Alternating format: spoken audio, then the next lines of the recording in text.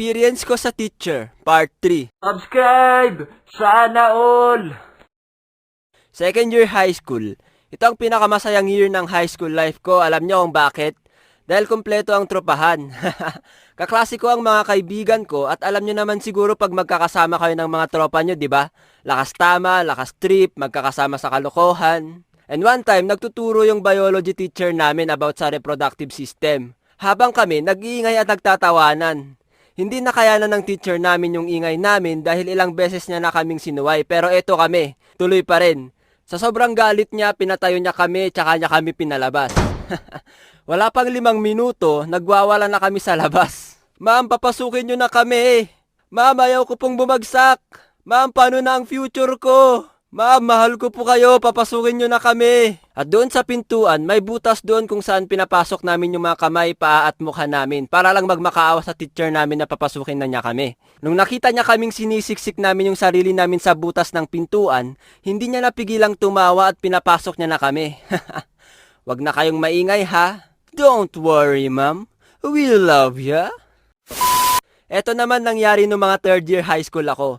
Natutulog ako sa math subject namin dati at saktong pagmulat ng mga mata ko, narinig kong tinawag yung tropa ko para sagutin yung math problem sa blackboard. Pangalanan natin siyang si Rufus.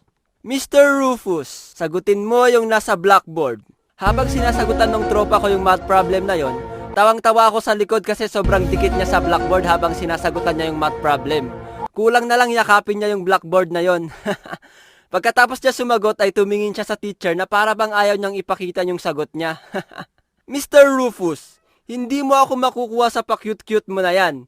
Ipakita mo yung sagot mo. Pinakita ng tropa ko yung mali niyang sagot at nagalit yung math teacher namin sa amin at sinabing, Mr. Jen at Mr. Rufus, imbis na naghihilaan kayo pataas, naghihilaan kayo pababa. Nadamay ako sa galit ng math teacher namin dahil lagi kaming wala tuwing nagtuturo siya. Cutting class pa more!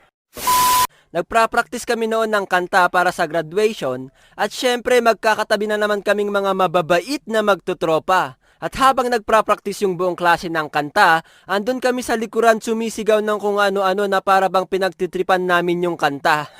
Oh, kulul! Kwak, kwak, kwak, kwak, kwak, kwak, kwak! Uwi, uwi, uwi! Au, au, au! Habang nagwawala kami sa likod, tumigil yung teacher namin sa pagtugtog ng piano at sumigaw siya. Sino yung sigaw ng sigaw dyan kanina pa? Sir, si ano po, si Bradley po. Itago na lang natin sa pangalan na Bradley.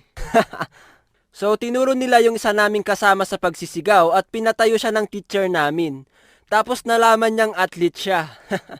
So, sa mga hindi nakakaalam ay athlete ako. Kasama ang mga tropa ko, isa kami sa mga nag-uuwi ng karangalan sa campus namin.